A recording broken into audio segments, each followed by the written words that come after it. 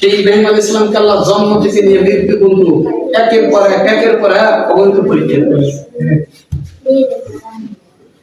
আমার কাছে মনে হয়েছে যে ইব্রাহিমের এই সামগ্রিক সব পরীক্ষার চাইতে সবচেয়ে বড় যে পরীক্ষাটাকে আমার কাছে সবচেয়ে কঠিন এবং কষ্টকর মনে হয়েছে। আপনাদেরকে সেটা বলতেছি, আগুনের কুণ্ডলে ঝাঁপ দিয়েছিল হিসেবে সেটা ভিন্ন কথা, সন্তান জবাই দিয়েছিল সেটা ভিন্ন কথা, সন্তানকে অসহায় অবস্থায় তাকে গাছপালাহীন মরুভূমিতে রেখে আসছিল সেই পরীক্ষাতে নবী হিসেবে পাশ করলেন আমার কথা। কিন্তু আমার এইটাই বুঝে আসে না, সন্তান কুরবানি দিয়ে যখন তিনি ফিরে আসলেন, সন্তান কুরবানির পর্ব শেষ হওয়ার পর যখন তিনি ফিরে আসলেন, তিনি অবস্থান করলেন, এর পরের দিন তিনি চলছেন আবার সিরিয়ার দিকে। পরের দিনও তো 10-12 দিন পরে হতে পারে, তার মধ্যে বর্ণনা। কিন্তু মনে করেন এইটা থেকে কঠিন পরীক্ষা আপনি আমি কিভাবে পাস করতে একটু বুঝে দেখেন। সিরিয়ার প্রান্তরে সে যাচ্ছে উটের পরে, উটের গতি কি ধীর গতি, আস্তে আস্তে। পড়ন্ত বিকেলবেলায় হঠাৎ আল্লাহ রাব্বুল আলামিন পরে ইব্রাহিম আলাইহিস সালামকে ডাক দিলেন। সেই মুহূর্তে ইব্রাহিম আলাইহিস সালামকে ডাক দিয়ে আল্লাহ রাব্বুল আলামিন বলতেছেন, হে ইব্রাহিম, আল্লাহ রাব্বুল আলামিন ঘটনা কোরআনে উল্লেখ করেছেন। আপনি একটু কল্পনা করে দেখেন, আপনি আমি কি বলতে পারতাম? আপনি কতটুকু ইসলামী আন্দোলন পরীক্ষা দিচ্ছেন, সেই মুহূর্তে আল্লাহ ইব্রাহিমকে বলতেছে, কি হে, তুমি তো সিরিয়ার দিকে যাচ্ছ। এর আগে কিন্তু সিরিয়ার হযরত আল্লাহ তাকে দিয়েছেন। সর্বশেষ মুহূর্তে আল্লাহ, হে ইব্রাহিম, তুমি আত্মসমর্পণ করো। এটা কত কঠিন কথা। আপনার আমার মনে প্রশ্ন কি জাগে না? রব্বুল আলামিন আগুনের কুণ্ডলিতে ঝাঁপ দিয়ে আমি আত্মসমর্পণ করি নাই, তোমার নির্দেশে আমি আমার সন্তানকে গাছপালা জনমানবহীন, যেখানে পানির কোনো চিহ্ন ছিল না, নিশ্চিত মৃত্যু জানে হিংস্র প্রাণী হাত ধরে তাদের ঘরে রেখে আসলাম, আমি কি আত্মসমর্পণ করি নাই? তুমি বললা প্রিয় সন্তানকে কোরবানি দিতে, আমি কি কোরবানি দেই নাই? আমার কি আত্মসমর্পণ হয় নাই? জীবনের কোনটা না করলাম? যখন নমরুদ আমাকে হত্যা করতে পারে নাই, তখন পৃথিবীর কোন প্রান্ত আমি চিনতাম না, তখন কি আমি বলি নাই? যখন আমার আব্বা সর্বশেষ আমার কোলার দিয়ে বলছিল পৃথিবীর কোথাও চিনিস না, তোর শত্রুদের সাথে সন্তান হয়ে গেছে, সর্বশেষ এই বাড়ির থেকে রাজ্য থেকে তুই বের হয়ে যাস না, তখন তো আমি তার বাবাকে বলে দিয়েছিলাম পরিষ্কার,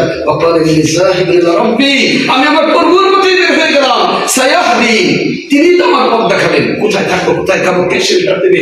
আমার কি আত্মসমর্পণ হয় না? এই কি প্রশ্ন জানি কিনা? কিন্তু ইব্রাহিম আলাইহিস সালাম কোনো কথা বললেন, একটু কল্পনা করে দেখেন। এই কথা শোনার সাথে মাথাটা নিচু করে দিলেন, শুধু অস্পষ্ট স্বরে বললেন, আসলামতু লিরাব্বিল আলামিন।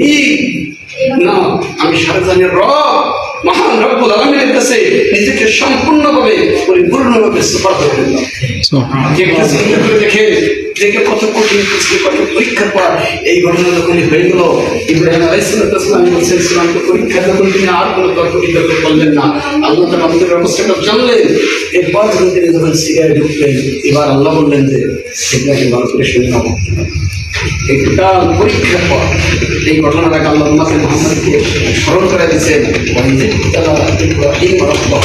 যখন তার রব একের পর এক ইব্রাহিমকে পরীক্ষা নিরীক্ষা নিয়েছিলেন, প্রত্যেকটা পরীক্ষা যখন তিনি 100% পাস করে গেলেন, সিরিয়ায় ঢোকার আগে আমি তাকে সরাসরি ডাকতে বলে দিলাম,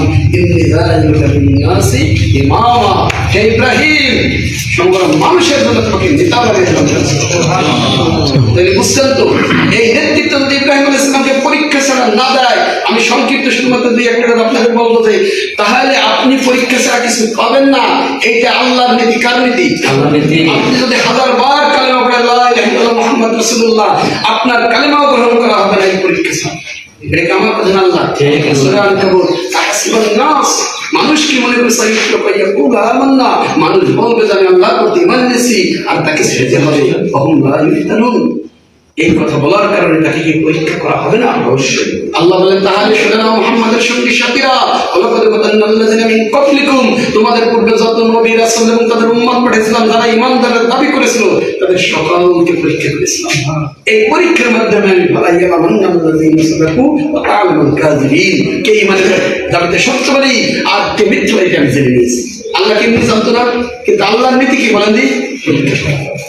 এখন আমি আপনাদের কাছে যে কথাটা বলবো, এই পরীক্ষা নিয়ে একটাই ক্ষেত্রে আল্লাহ রাব্বুল আলামিন দুনিয়া তৈরি করছে। কয়টা ক্ষেত্র বলেন দি? একটাই। সেটা হচ্ছে বাতিলের সাথে সত্যপন্থীদের সংঘর্ষ। এই সংঘর্ষের পথে যদি আসেন, সেই সময় আপনার সাথে বাতিলের সাথে ক্লাস হবে। এই ক্লাসে আপনার মামলা হামলা, জেল, জুলুম, নির্যাতন ইত্যাদি হবে।